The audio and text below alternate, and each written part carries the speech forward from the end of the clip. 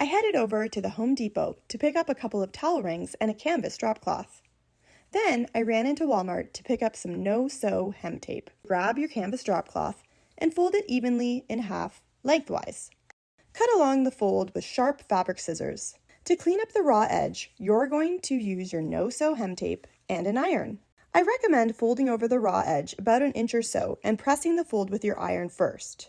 This will hide any frayed material on your fabric. It's also a great time to iron out any of the wrinkles on the panels themselves. It's time to install your towel ring to the wall. Follow the instructions that come along with your towel ring. Now that it's installed, I carefully folded my curtain like a fan or an accordion to give it some style. Voila! A simple and elegant way to accentuate any window in your home. I grabbed this towel rod for the best kitchen hack. I used a stud finder to locate the studs. I wanted to drill at least one end of the towel rack into the studs.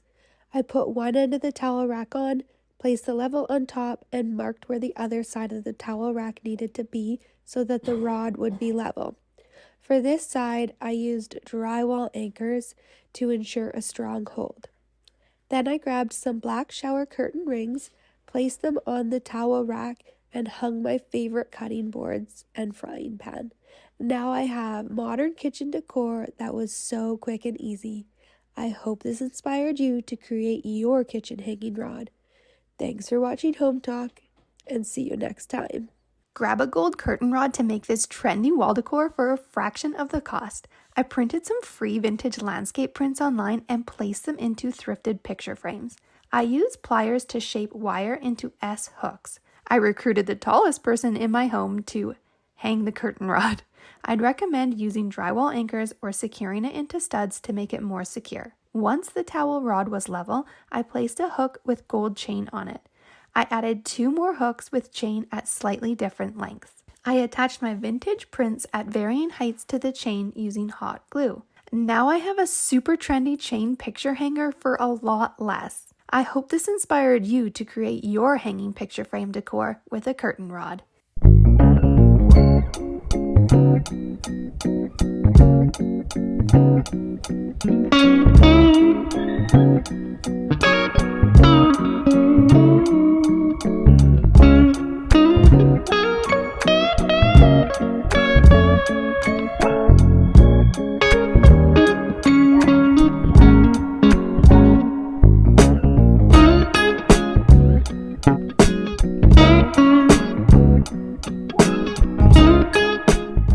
I have this stationary door that goes out to my patio, and I wanted to do something different with it, so I ran down to the hardware store and picked up some 24-inch long pieces of wood.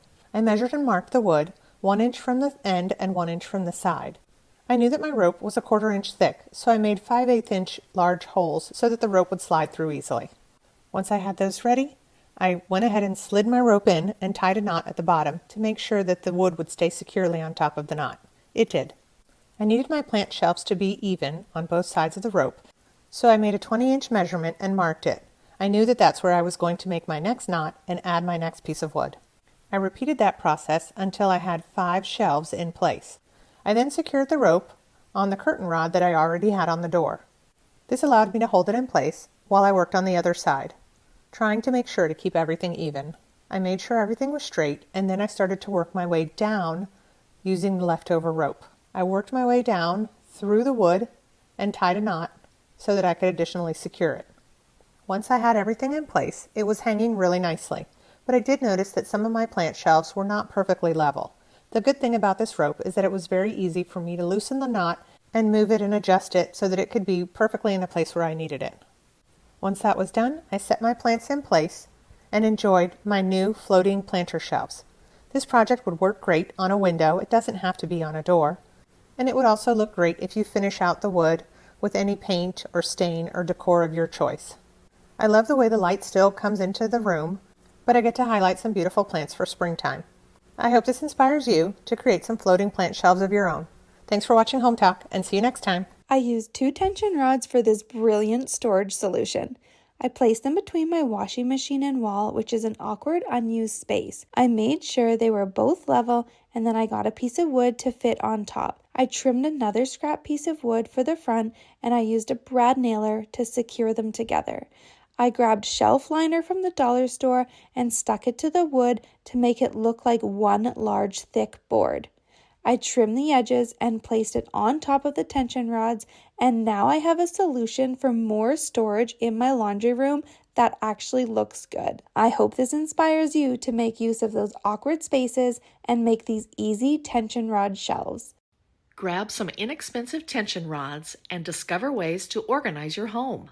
Do you have a jumble of shoes on the floor of your closet? Tension rods can help.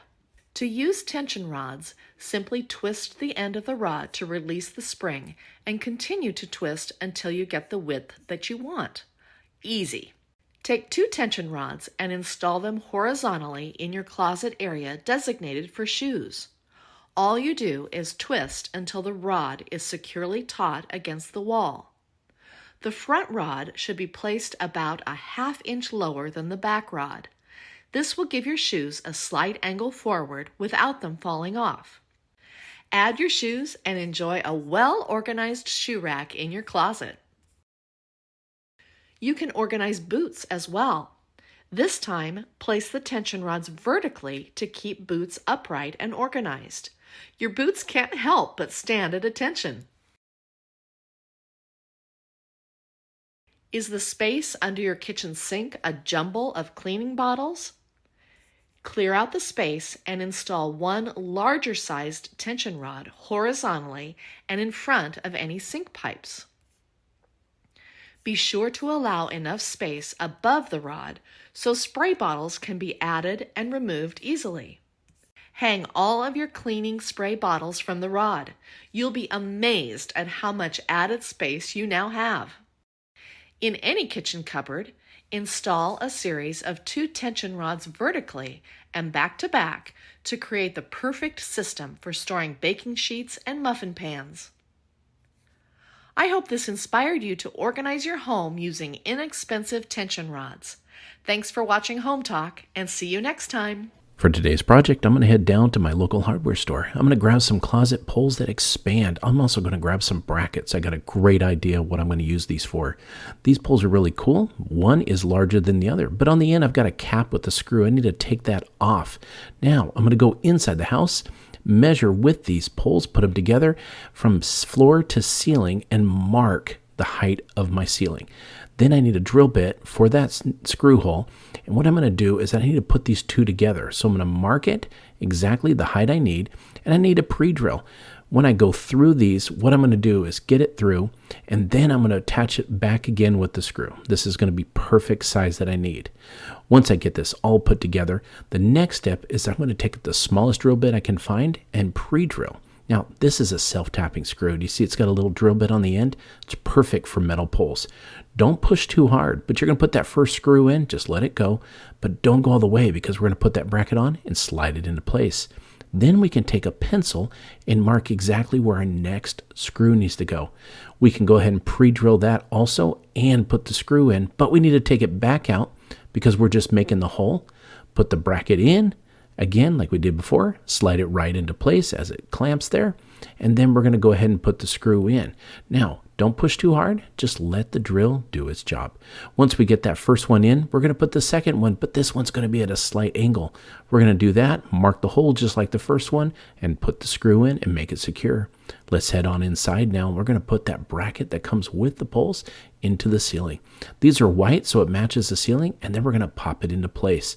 It's actually going to be really secure all the way to the floor. Now, let's take some twine because we're going to hang some plants, but we're going to do this ourselves. We're going to put a knot in a nice big loop.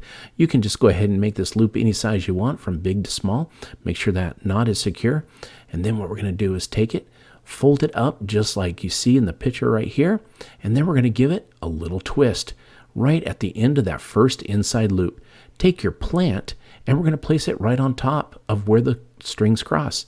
Now take that top loop, fold it up and over and back through again. Give it a little tug and we're going to pull some of that slack out. Then take that top loop and fold it over the plant. With the little side magic right here, we're going to pull it over and back through again, and then go ahead and take all that slack out slowly but surely, and watch this.